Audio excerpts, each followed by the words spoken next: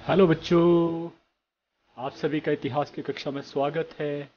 और आज हमारा जो विषय रहने वाला वो वेरी वेरी इंपॉर्टेंट है। लेकिन इससे पहले मैं धन्यवाद कर दूं आप सभी का कि अच्छे कमेंट भी दे रहे हैं और मुझे सब्सक्राइब भी कर रहे हैं। आज का वीडियो कैसे लगता है वो ज़रूर लिखें।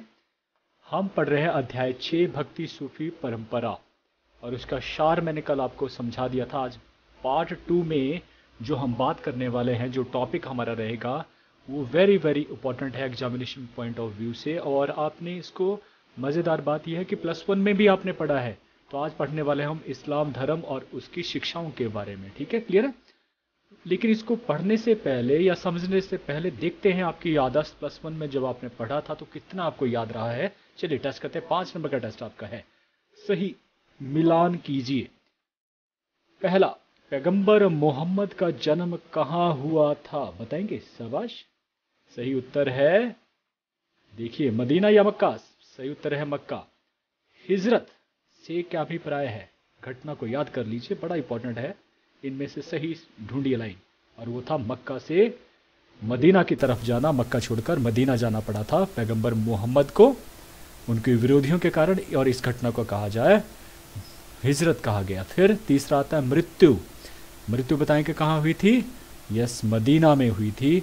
चौथा है इस्लाम धर्म के संस्थापक का नाम बताइए। यस, बहुत बार बोला जा चुका है, और वो था पैगंबर मुहम्मद। और पांचवा है पवित्र पुस्तक, मतलब इस्लाम धर्म की पवित्र पुस्तक का नाम क्या है? कुरान है। तो इस तरह से आपको याद रहा तो बहुत अच्छी बात। चलिए, तो अब शुरुआत करते हैं हमारा आज का विषय, इस्लाम धर्म और उसकी शिक्षाएं। इस्लाम 7वीं शताब्दी में आरंभ में पैगंबर मोहम्मद द्वारा इस्लाम की स्थापना को विश्व इतिहास की एक महत्वपूर्ण मोड़ माना जाता है। अरब में अगर मैं बात करूं तो, क्योंकि अरब वो समय था 7वीं शताब्दी से पहले का समय, जब जो समाज था वो अस्त व्यस्त था। जो धार्मिक प्रक्रियाएं थी वो ठीक हिंदू धर्म की तरह ही बहुत जटिल थी। और मक्का का ही उदाहरण उस समय ले तो उस समय 360 देवी देवताओं की पूजा वहाँ पर की जाती थी। तो इस तरह से ये विभिन्न मूर्तियों की पूजा किया जाना, इसका जो सीधा सीधा खंडन जो है वो पैगंबर मोहम्मद ने किया, और उनको काफ़ी जो है लोग उनके अनुयायी बने, और इस प्रकार से नया धर्म जो है ईजाद हुआ, इस्लाम।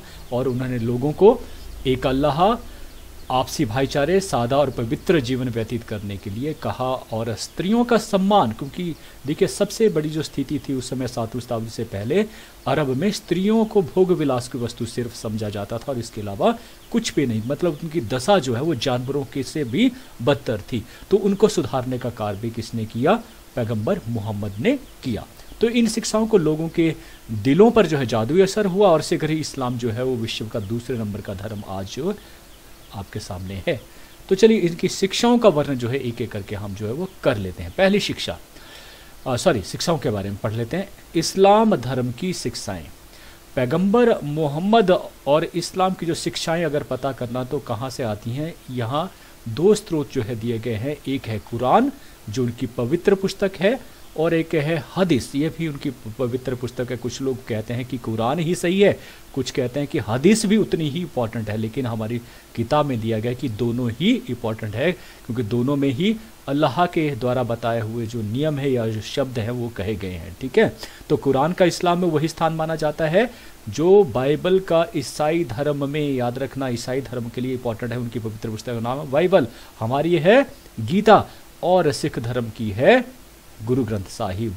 तो इस प्रकार से, जिस प्रकार से हमारे लिए अपनी पुस्तकें इंपॉर्टेंट है, वैसे ही इनके लिए भी ये इंपॉर्टेंट तो है ही, पवित्र पुस्तक है। तो चलिए अब बात कर लेते हैं एक एक करके शिक्षाओं के बारे में। अल्लाह एक है, याद आ गया ना? अल्लाह एक है भाई, एक ही है। क्योंकि मैंने कह दिया था उस समय बहुत सारे देवी देवताओं की पूजा की जाती, तो इसका सीधे ही ऑपोजिट बात करी किसने? पैगंबर मोहम्मद ने। पैगंबर क्यों कहा गया? क्योंकि उनको ज्ञान हासिल हो, इसलिए उनको पैगंबर कहा गया। और पैगंबर का मतलब क्या हुआ?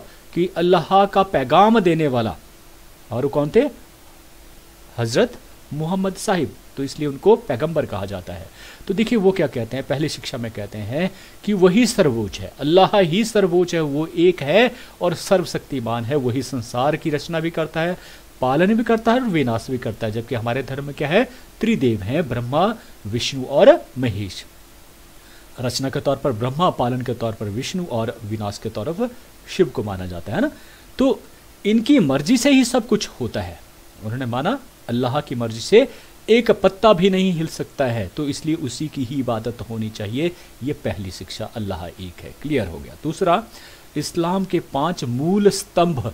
स्तंभ का मतलब हुआ कि वो स्तंभ जिसके ऊपर पूरी बिल्डिंग जो है टिकी होती है, भार टिका होता है। अगर वो स्तंभ गिर जाए तो ऑटोमेटिकल सारी की सारी जो बिल्डिंग है, भवन है, वो गिर जाएगा।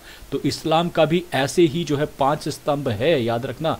ये अगर स्तंभ टूट जाते हैं तो इस्लाम अपने आप में ख़त्म हो जाता है। लेकिन ये स्तंभ क्या है, उनकी चर्चा हम यहाँ पर करने वाले हैं। कलमा पढ़ना, नमाज पढ़ना, रोज़ा रखना, ज़कात और हज। शब्द कुछ आपके लिए थोड़ा सा टिपिकल भी हैं, शायद आपके लिए नहीं, आपने +1 में भी पढ़ा। तो चलिए कर लेते हैं। ये 5 जो फ़र्ज भी बोलते हैं इनको, और मूल स्तंभ भी बोलते हैं। देखिए, पहला है कलमा पढ़ना। कलमा जो है ये एक घोषणा है ना, अरबी भाषा में एक घोषणा है। क्या है ये शब्द? ला इल्लल्लाह इल्लल्लाह मुहम्मद रसूल अल्लाह। और हिंदी अगर इसका मतलब समझे तो का मतलब हुआ कि अल्लाह के सिवा और कोई परमेश्वर नहीं है, मतलब एक ही है और जिसका नाम अल्लाह है, और मुहम्मद अल्लाह के रसूल प्रेषित हैं। रसूल का मतलब प्रेषित। जो मोहम्मद क्या है, उनके रसूल हैं, उनके ईश्वर के जो शब्द हैं उनको पहुंचाने तक, आप तक पहुंचाने के एक माध्यम है, जिन्हें रसूल कहा गया। इस घोषणा से, और इसके याद रखना, रसूल केवल मोहम्मद साहब को ही बोला जाता और किसी को भी नहीं।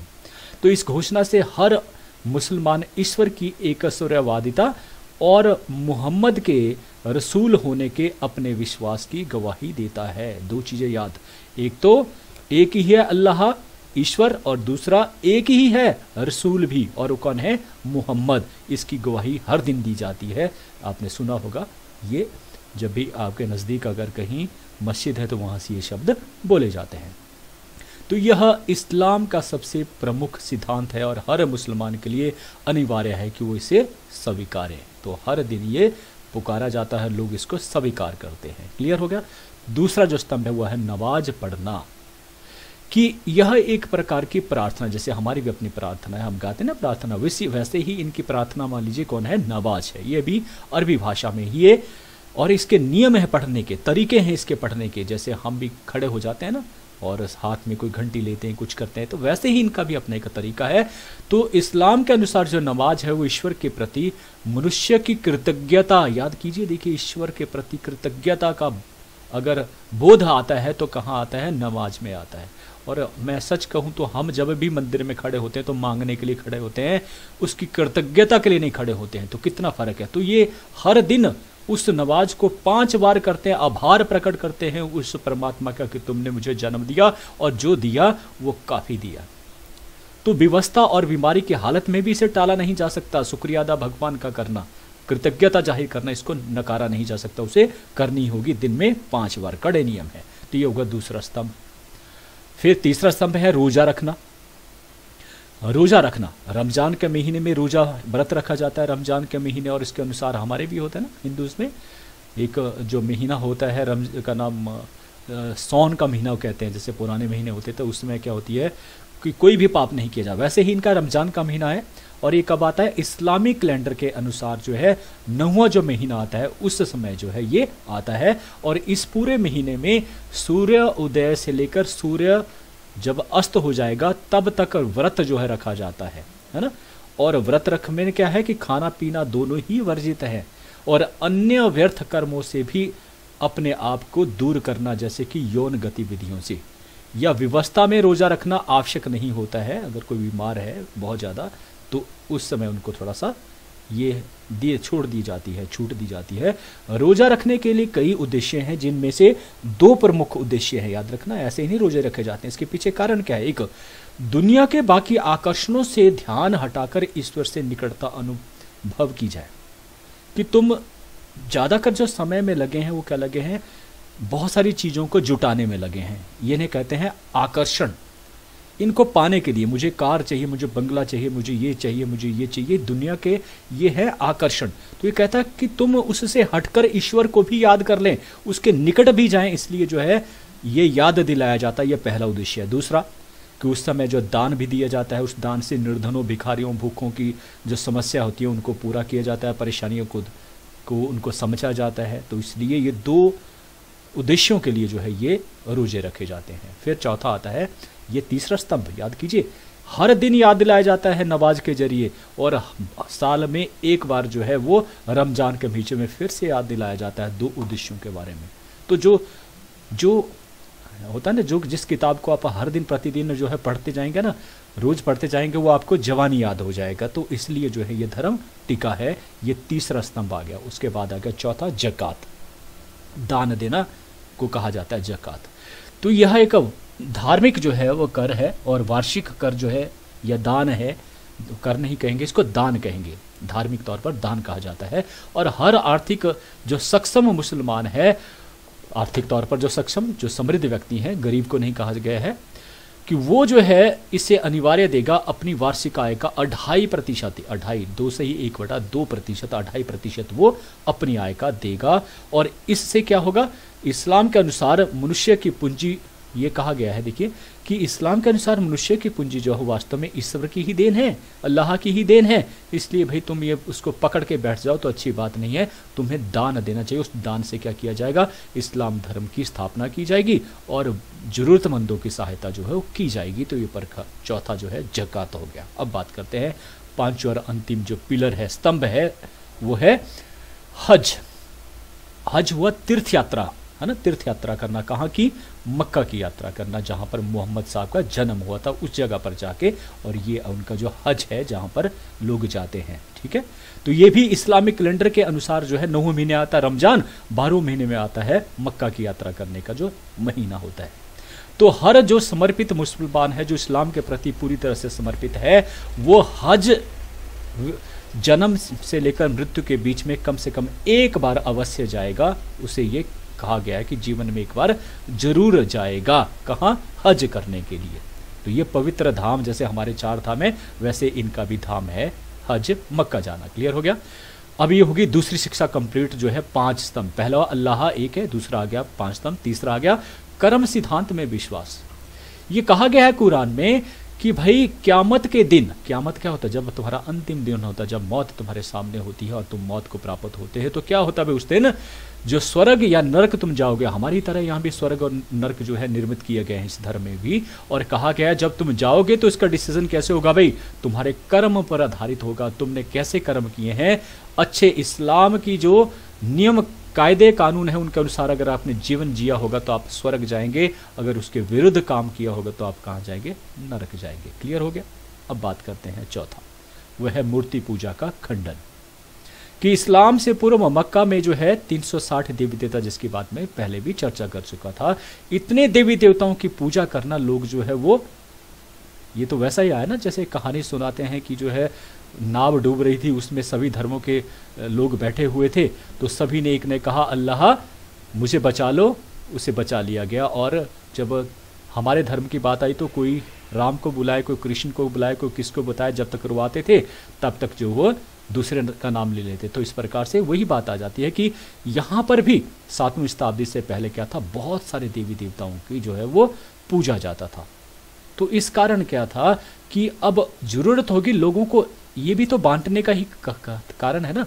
वो समझ पाए, महमूद साहब जो है वो समझ पाए कि लोग जब तक बंटे रहेंगे इस तरह से, देवी देवताओं अलग अलग मूर्तियां होंगी, वो भी तो, वो क्या हुआ, वो भी तो बंटवारा हुआ ना समाज का। तो वो नहीं चाहते समाज एकजुट हो, तो उसे एकजुटता को बनाने के लिए उन्होंने क्या किया, एक अल्लाह की उपासना पर जोर दिया और उसका फायदा उन्हें मिला। और आज विश्व का दूसरा धर्म जो है वो बन गया, जबकि हिंदू धर्म उनसे कई सदियों पहले आ चुका है। तो ये था मोहम्मद साहब का दूरदर्शी जो नेचर था, उसे देखते हुए। तो बात करते हैं 7वीं शिक्षा, वो है स्त्रियों की स्थिति। तो मूर्ति पूजा, यस, मूर्ति पूजा का खंडन उन्हें कर दिया, ये उनकी कि मूर्ति किसी की पूजा नहीं होगी, ये 6ठी शिक्षा। 7वां स्त्रियों की स्थिति, ये अंतिम शिक्षा भी है कि स्त्रियों की स्थिति बहुत बदतर थी और माना जाता है कि जन्म में ही उनको दफना दिया जाता था। जब भी किसी के घर में बेटी पैदा होती थी उसको जीता ही दफन कर दिया जाता था, क्योंकि कोई भी पिता नहीं देखना चाहता था कि उसकी बेटी के साथ जवानी में क्या क्या सलूक होंगे। मैंने कहा ना, उसे जो है केवल मात्र भोग विलास की वस्तु समझा जाता था और लोग जो है क्योंकि भाई शक्ति या पावर, सत्ता जो थी वो आदमी के, जेंट्स के हाथ में थी, उसका इस्तेमाल वो अच्छे से करता था। अच्छे से क्या, बहुत सारी उपपत्नियां रख सकता था और वो मन चाहा। और लोग उस समय, अगर आपने पढ़ा होगा प्लस वन में, तो ऐसा करना जो है वो बुरा नहीं समझते थे। उनको लगता जैसे कोई बड़ा काम कर रहे हैं, वो सोसाइटी में एक ऊंचे दर्जे का काम कर रहे हैं। तो इसलिए भाई अब मोहम्मद साहब ने क्या किया, उनकी स्थिति को सुधारा, क्योंकि उनकी भी अपनी बेटियां थी, 4 पुत्रियां थी, उनके बेटे जो है 2 जो है वो जन्म लेते ही मर चुके थे। तो उन्होंने उनका जो है स्थिति को सुधारने के लिए क्या नियम बताया कि जो माता पिता अपनी बेटी से अच्छा व्यवहार करते हैं वो कभी दोजख का मतलब नरक में नहीं जाते हैं। तो जब लोगों को ये दिशा उन्होंने दी, धर्म में ही दी, तो लोग उसको मानने लगे। तो उस नरक से बचने के लिए अब उन्होंने क्या किया, उन स्त्रियों के साथ व्यवहार करना भी अच्छे से सीखा। तो ये 7 शिक्षाएं जो है मोहम्मद साहब ने दी। तो अब हम बात कर लेते हैं अपनी जो शिक्षा छोटी सी। सभी मसरूफ हैं यहाँ दूसरों की कहानियां जानने में। सभी मसरूफ है यहाँ दूसरों की कहानियां जानने में। इतनी शिद्दत से खुद को अगर पढ़ते तो अब तक खुदा हो जाते। थैंक यू जो आपने मुझे ध्यान से सुना। धन्यवाद आप सभी का।